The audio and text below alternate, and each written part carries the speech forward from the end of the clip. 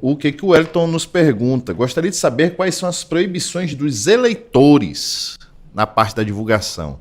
Então é justamente o que a gente está falando aqui hoje.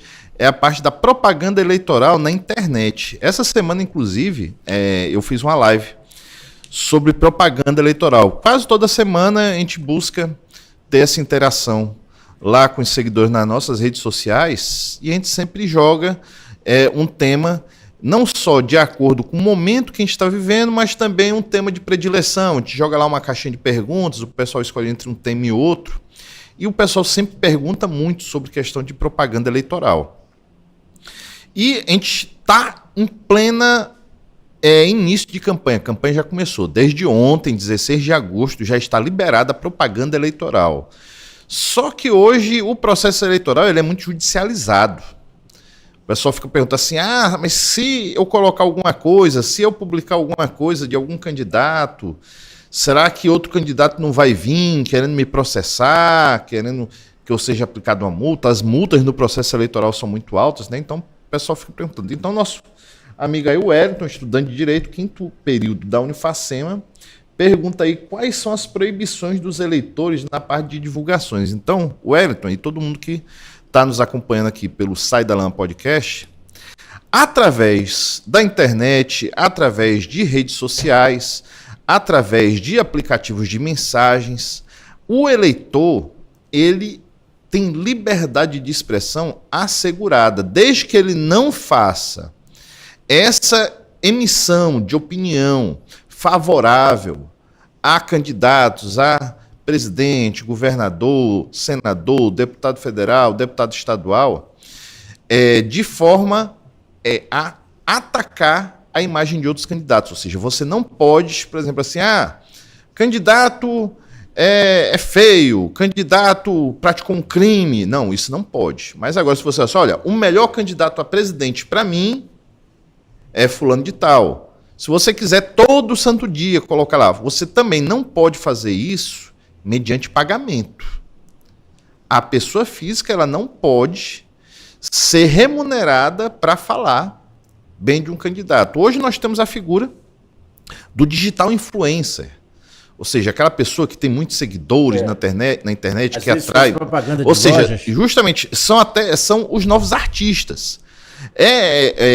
Antigamente, se eu não me engano, no último processo eleitoral que aconteceu isso foi em 2004, né, já há quase 20 anos atrás, era muito comum que toda campanha tivesse a contratação de artistas, cantores, todo comício era animado por um show que atraía as pessoas para aquele evento político. Isso foi proibido. E justamente está na mesma ideia a questão do digital influencer. Ou seja, por quê? Porque ele vai atrair atenção para aquela candidatura não em razão do candidato, mas sim em razão do destaque que ele possui. Pegar uma luva de pedreiro desse, por exatamente, exemplo, que é hoje o digital influencer, um dos mais famosos do Brasil, quiçá do mundo na atualidade. O cara vive rodando o mundo inteiro aí. Justamente.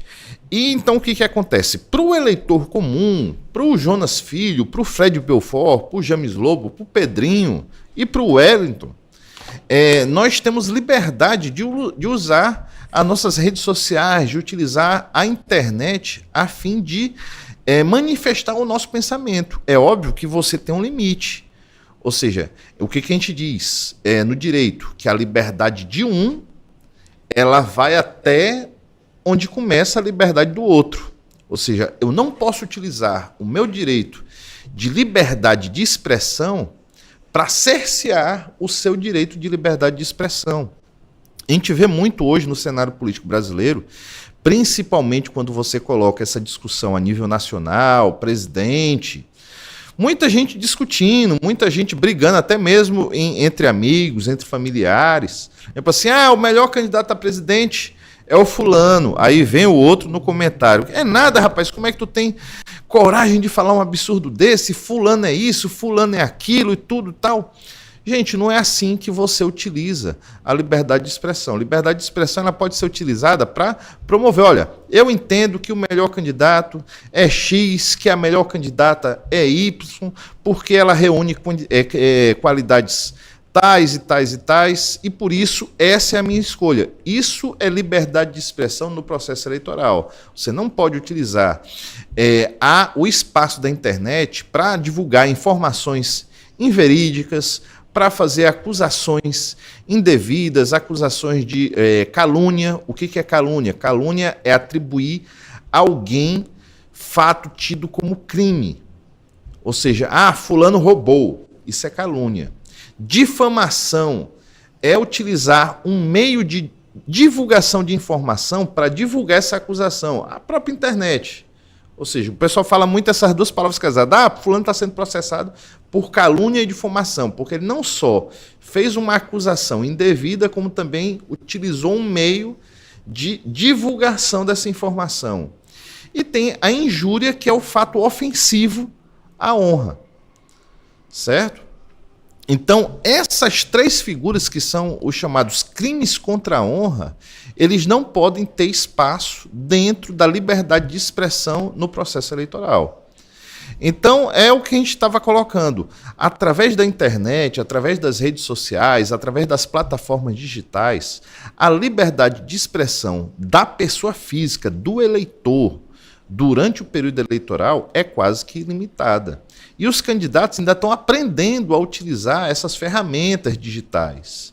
É como eu digo, o pessoal fica brigando para ter um videozinho, uma vinhetinha de 30 segundos lá, que ninguém sabe que hora vai passar, ou então naquele horário do programa eleitoral que ninguém mais assiste, que o pessoal fica chateado. Saco.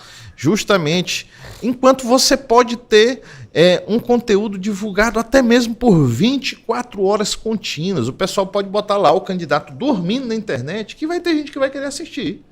Isso é a liberdade da internet. Você escolhe, você tem liberdade de publicar o que quiser e o eleitor tem liberdade de assistir o que quiser. Por que existe essa regulamentação mais restritiva com relação aos meios de comunicação, digamos assim, mais comuns, rádio e TV? Rádio e TV, a gente costuma dizer que são concessões públicas, ou seja, para que você possa ter um canal de televisão em funcionamento, uma emissora de rádio em funcionamento, depende de uma prévia autorização do governo federal. Então, ou seja, é uma concessão pública e existe responsabilidade no conteúdo a ser divulgado por meio dessa concessão. E a pessoa que é atingida pela programação da rede normal, do horário normal de programação da TV e do rádio, ele não tem como filtrar aquele conteúdo previamente. Ou seja, você está lá sentado na TV assistindo a novela, assistindo o jornal, aí entra a propaganda do candidato. Ou seja, você não consegue escolher, não, eu quero assistir a propaganda desse candidato. Você não tem como escolher. Só que na internet é diferente, porque a internet ela funciona com base em escolha. Por exemplo, assim, se todos nós que estão, todos aqueles nossos web espectadores que estão nos acompanhando aqui no Sai da Lama Podcast, eles escolheram assistir esse conteúdo. Eles foram lá, abriram o seu aplicativo do YouTube, ou então digitaram lá no seu computador o endereço www.youtube.com/saidalama e escolheram assistir esse conteúdo. Então eles escolhem. É o direito de escolha do eleitor. Então, por isso que existe uma regulamentação maior do que pode ser dito na TV e no rádio, e existe uma liberdade quase que infinita do que pode ser dito na internet. A exceção é pessoa física, porque pessoa jurídica não pode. Portais, conteúdo de internet gerados por empresas de comunicação, por exemplo, assim, eu sou um jornalista, trabalho em um jornal e tenho um blog, uma coluna virtual no site vinculado àquele jornal. Eu não posso falar sobre campanha eleitoral.